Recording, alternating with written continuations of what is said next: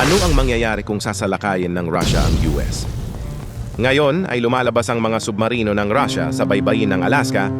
Ang mga hypersonic missiles ay humahampas patungo sa mga pangunahing base militar sa Norfolk, Virginia, Pearl Harbor at San Diego.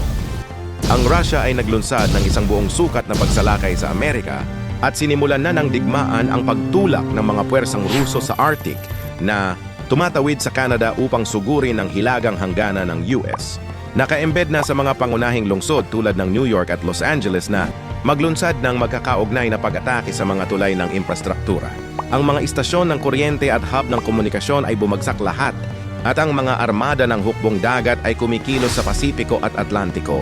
Kapag may kaguluhan, agad na tumutugon ng militar ng US at kumikilos na ang mga puwersa ng hukbong dagat sa karagatang Pasipiko at Atlantiko. Agad na tumutugon ang NATO sa panig ng Estados Unidos at pinapairal ang Artikulo 5 na kasunduan.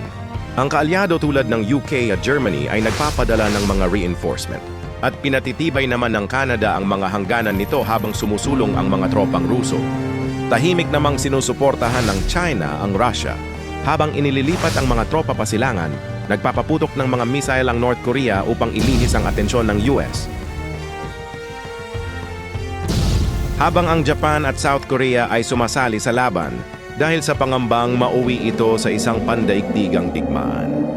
Bumagsak ang ekonomiya ng buong mundo. Tumaas ang presyo ng langis na parang wala ng preno habang unti-unting bumagsak ang mga supply chain. Gumanti ang mga puwersang Amerikano laban sa Russia. Tinatarget ang mga hub ng militar ng Moscow. Pagkatapos ay mangyayari ang digmaang matagal nang iniiwasan ng buong mundo na parang kidlat sa kalangitan. Ang Russia naman matapos harapin ang malaking pagkalugi ay nagbibigay ng ultimatum. Magsasagawa ng nuclear strikes kung hindi susuko ang US. At tumugon ang US sa pamamagitan ng pagtaas sa DEFCON 1, ang pinakamataas na antas ng alerto, hudyat ng nalalapit na digmaang nuklear. Parehong may mga nuclear missile na nakatutok sa isa't isa ang dalawang bansa, handa na magpaputok anumang oras. Bilyon-bilyon ang nanonood habang ang kapalaran ng sangkatauhan ay nakabitin sa isang sinulid. Ang isang maling galaw ay maaaring mga hulugan ng katapusan ng sibilisasyon gaya ng alam natin.